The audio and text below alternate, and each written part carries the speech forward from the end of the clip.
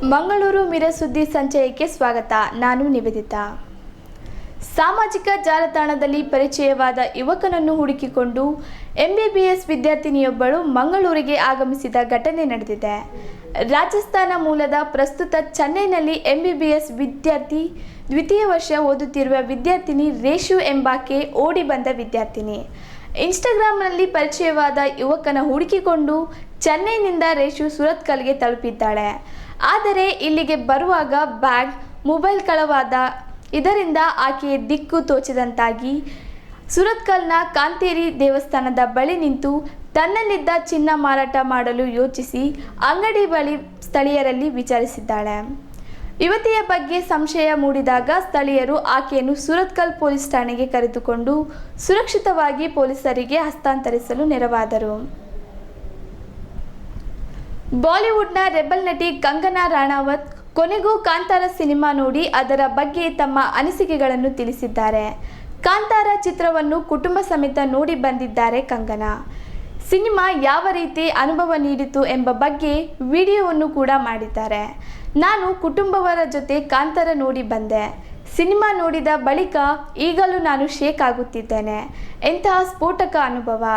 ರಿಷಬ್ ಶೆಟ್ಟಿ ಅವರೇ ನಿಮಗೆ hats off. ಬರವಣಿಗೆ, ನಿರ್ದೇಶನ, ನಟನೆ, ಆಕ್ಷನ್ ಎಲ್ಲವೂ ಬ್ರಿಲಿಯಂಟ್. ನಂಬೋಕೆ ಸಾಧ್ಯವಾಗುತ್ತಿಲ್ಲ ಎಂದು ವಿಡಿಯೋದಲ್ಲಿ ಕಂಗನಾ ಹೇಳಿದ್ದಾರೆ.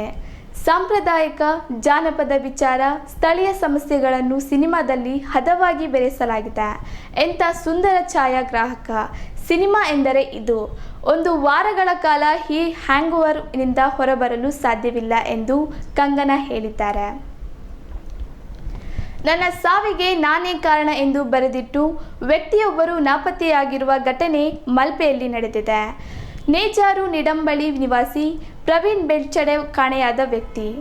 ಅಕ್ಟೋಬರ್ 18ರಂದು ಪ್ರವೀಣ್ ಮನೆ ಬಿಟ್ಟು ತೆರಳಿದ್ದು ಬಳಿಕ ಹಿಂತಿರುಗಲಿಲ್ಲ.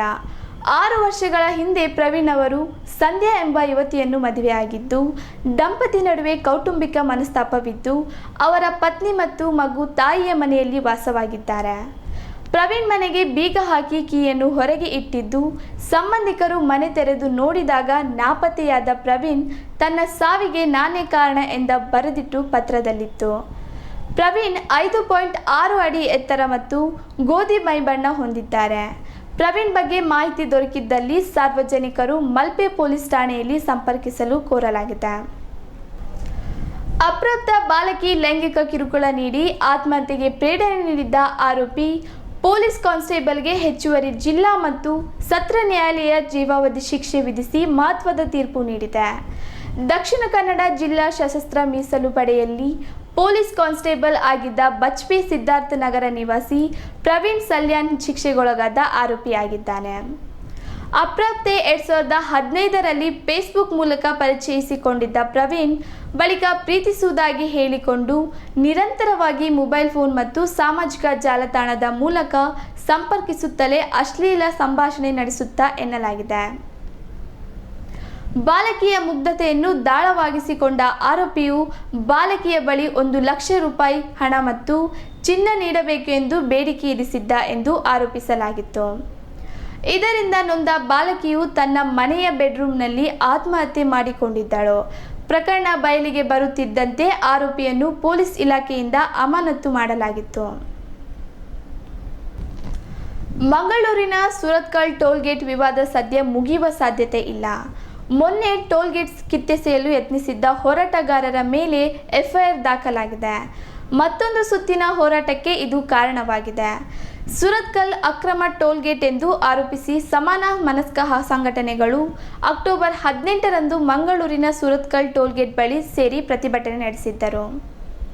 ಈ ಸಂದರ್ಭ ಪ್ರತಿಭಟನಾಕಾರರು ಪೊಲೀಸರು ಹಾಕಿದ್ದ ತಡೆಬೇಲಿ ಮುರಿದು ಟೋಲ್ಗೇಟ್ನತ್ತ ನುಗ್ಗಿದ ಹೋರಾಟಗಾರರು ಹೈಡ್ರಾಮಾ ನಡೆಸಿದ್ದು ಬಳಿಕ ಪೊಲೀಸರು ನೂರಾರು ಹೋರಾಟಗಾರರನ್ನು ಬಂಧಿಸಿ ಬಿಡುಗಡೆಗೊಳಿಸಿದರು.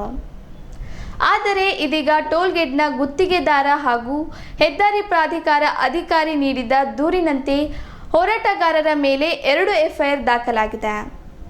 ಹೀಗಾಗಿ ಹೋರಾಟ ಸಮಿತಿ ಸಭೆ ಸೇರಿ ಮುಂದಿನ ಹೋರಾಟದ ಭಾಗವಾಗಿ ಅಕ್ಟೋಬರ್ 28ರಿಂದ ಟೋಲ್ಗೇಟ್ ಮುಂಭಾಗದಲ್ಲಿ ರಾತ್ರಿ ಹಗಲು ಅನಿರ್ದಿಷ್ಟ ಧರಣಿ ನಡೆಸಲು ನಿರ್ಧರಿಸಲಾಗಿದೆ. ಟೋಲ್ಗೇಟ್ ವಿಚಾರದಲ್ಲಿ ಈ ಬಾರಿ ಮಾಡು ಇಲ್ಲವೇ ಮಡಿ ಅನ್ನುವುದಕ್ಕೆ ಹೋರಾಟಗಾರರು ಸಮಿತಿ ನಿರ್ಧರಿಸಿದೆ.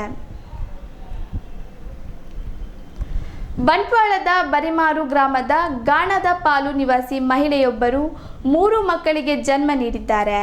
ಪದ್ಮನಾಮ ಪೂಜಾರಿ ಅವರ ಪತ್ನಿ ದೀಕ್ಷಿತಾ ಮಂಗಳೂರು ಲೇಡಿ ಗೋಶನ್ ಆಸ್ಪತ್ರೆಗೆ ಹೆರಿಗೆಗೆ ದಾಖಲಾಗಿದ್ದರು.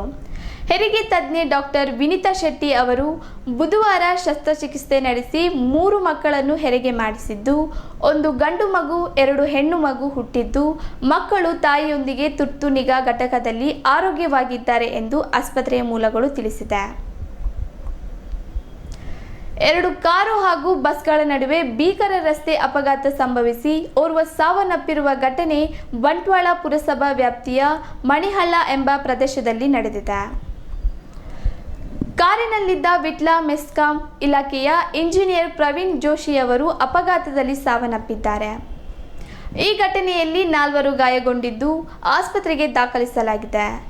ಬಂಟ್ವಾಳ ಕಡೆಯಿಂದ ವಗ್ಗ ಕಡೆಗೆ ಹೋಗುತ್ತಿದ್ದ ಅವರು ಹಾಗೂ ಮೆಸ್ಕಾಂನ ಪ್ರವೀಣ್ ಜೋಶಿ ಅವರ ಕಾರುಗಳು ನಡುವೆ ಭೀಕರ ಅಪಘಾತ ನಡೆದಿದೆ.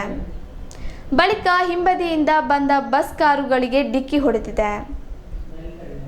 ಅಪಘಾತದಲ್ಲಿ ಪಿಗೋ ಕಾರಿನಲ್ಲಿದ್ದ ಜೋಶಿ ಅವರ ಕಾರಿಗೆ ಮುಂಭಾಗ ಸಂಪೂರ್ಣ ನುಜ್ಜುಗುಜ್ಜಾಗಿದೆ. ಕಾರಿನೊಳಗಿದ್ದ ಜೋಶಿ ಅವರನ್ನು ತಡೆಯಲು ಸಾರ್ವಜನಿಕರು ಹರಸಾಹಸ ಮಾಡಬೇಕಾಗಿತ್ತು. ಗಂಭೀರವಾಗಿ ಗಾಯಗೊಂಡಿದ್ದ ಅವರನ್ನು ಆಸ್ಪತ್ರೆಗೆ ದಾಖಲಿಸಲಾಗಿತ್ತು. ಆದರೆ ಚಿಕಿತ್ಸೆ ಫಲಕಾರಿಯಾಗದೆ ಸಾವನ್ನಪ್ಪಿದ್ದಾರೆ. ಹೆಚ್ಚಿನ ಸುದ್ದಿ ಮನರಂಜನೆಗಾಗಿ ಮ್ಯಾಂಗ್ಳೂರ್ ಮಿರರ್ ಚಾನೆಲ್ಗೆ ಸಬ್ಸ್ಕ್ರೈಬ್ ಮಾಡಿ. Thank you.